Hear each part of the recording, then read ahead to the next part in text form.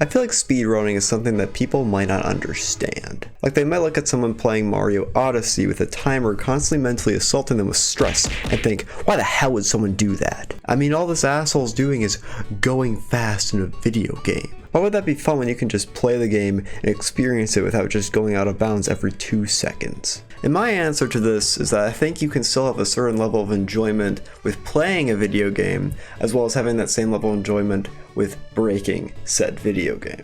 What I mean is that when you go through a game like Breath of the Wild for the first time, you are a little baby. And what I mean by that is that you don't know a lot of the game's mechanics. You can't do advanced tricks like wind bombs or BTBs. Look at you, you can't even shield surf correctly. But let's say you enjoyed the game so much that you want to keep playing it more and more. So you keep playing it and eventually you reach this point of, what else can I do? I mean, I've beat Ganon already. I've collected all the shrine orb things. I've mercilessly bullied guardians by throwing them in the air for the 100th time because I am a sick fuck. What else is there to do? Bro, you don't have anything else to do, bitch! Well, look at this graph of people that are so damn good at this game that they can do 10 shrine clips before you can even do one. Look at you, pathetic. Basically, speedrunning is something that can help you still enjoy a game while also doing cool things, while also showing people that you're really, really good at something. It involves some things I like to call out of bounds, frame perfect bullshit, world record, and a wee bit of cringe. It's also a constant reason for someone to better themselves because it makes you restart over and over and over and over again, which is a good thing.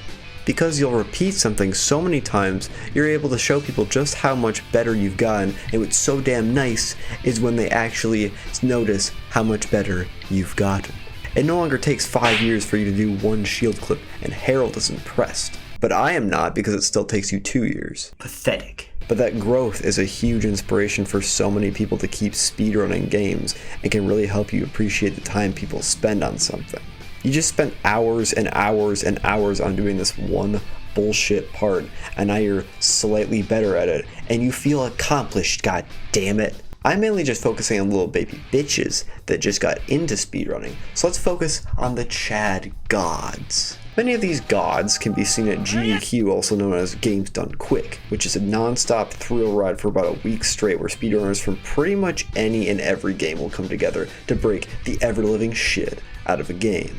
You've got the any % speedrunners, you've got the guy that has had way too much of this guy, and then you've got these fucking animals that are speedrunning Mario 64 blindfolded. Like, look at this guy who speedruns Cedro blindfolded.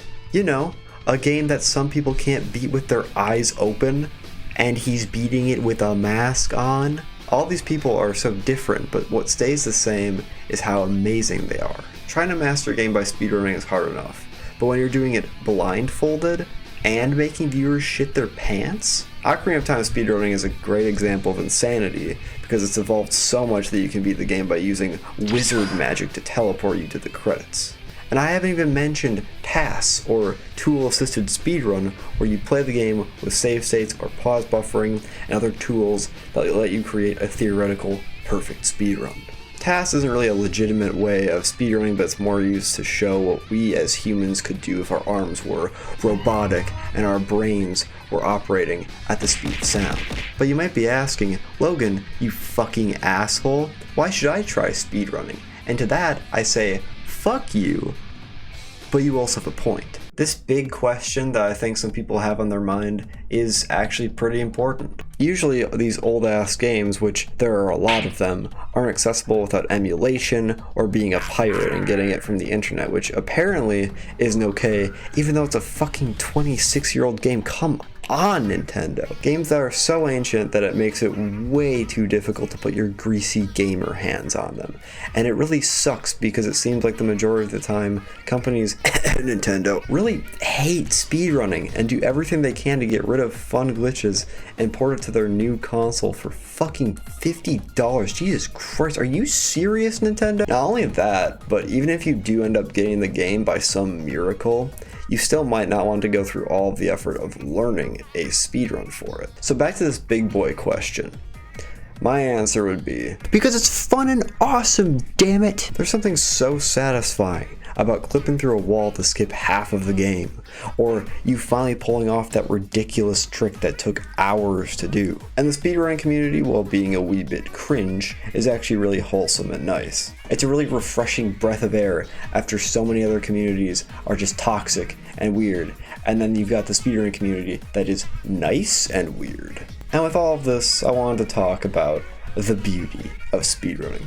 It's the title of the video, it's funny. Now, I'm not going to hit you as a critic with a fucking curly mustache going, yes, this fine, elegant video game is nice because of its complex. I'm not doing that. Instead, I want to take a kind of weird approach and let you decide the beauty of speedrunning. Because I think everyone will form their own opinion on what speedrunning means for them.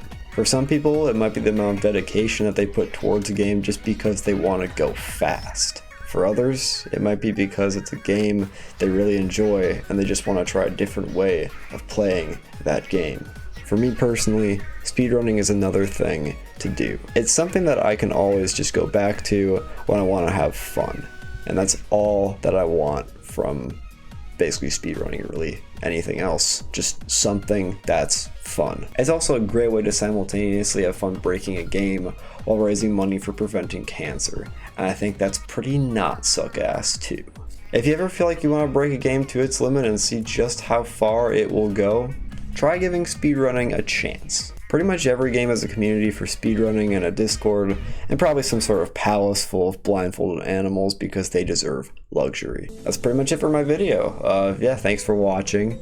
I hope you guys liked just me rambling about speedrunning for however long it is. Hopefully I'll make more videos soon because of, games coming out next month. So if you want to see more of me, make sure to hit that subscribe button or the like button, maybe comment, say something or whatever. Follow me on Twitch. And yeah, if you guys want to see more speedrunning, again, Summoning Salt, lowest percent, the Carl Jobs guy, and yeah, I'll see you guys in the next video. Bye.